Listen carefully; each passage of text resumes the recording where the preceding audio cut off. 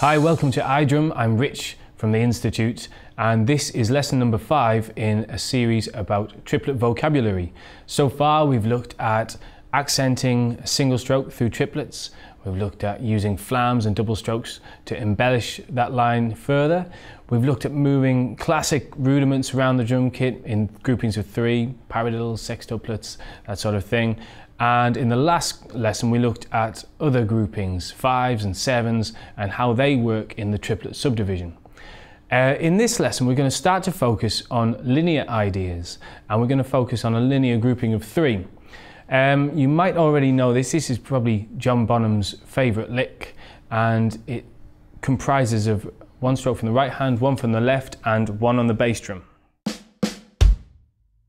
So the linear concept really just means 1 voice at a time, and if you can get this coordinated well enough, then you have a really nice flow of notes, which is very efficient, because what's happening is your limbs, or your hands and feet, are taking turns to share the workload. So you can get this up to quite a speed without too much effort if the coordination is good. So we're going to start off with that pattern, right, left, foot, and just try and get a very even flow of notes.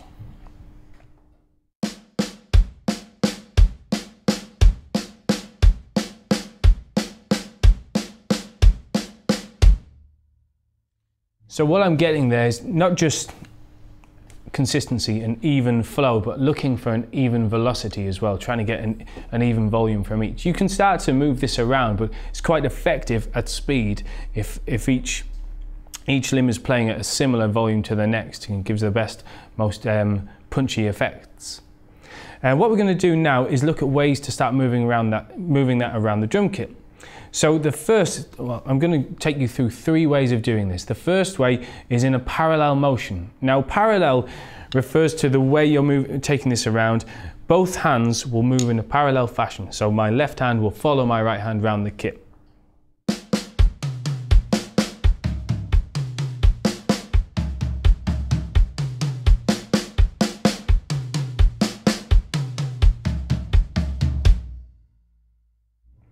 Okay, I'm going to put that into context now, and I'm going to play a groove. Now, when you put this into context, it's worth just thinking about the very last note in the bar is a bass drum. And if the very last note in the bar is a bass drum, and then you're wanting to crash out of the groove, crash out of the fill, back into your groove with the bass drum, you're going to have to play 2 bass drums in a row. So just be aware from that, whatever technique you're using. I use a foot leg stroke, so my knee has to come up, play the first stroke in with the knee up, and then drop the knee for the second part, so I can get those 2 notes quite punchy and close together. Okay, so with a shuffle groove,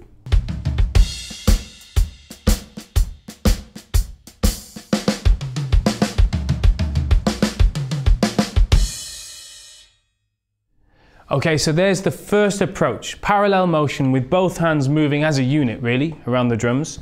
The second one is called oblique motion.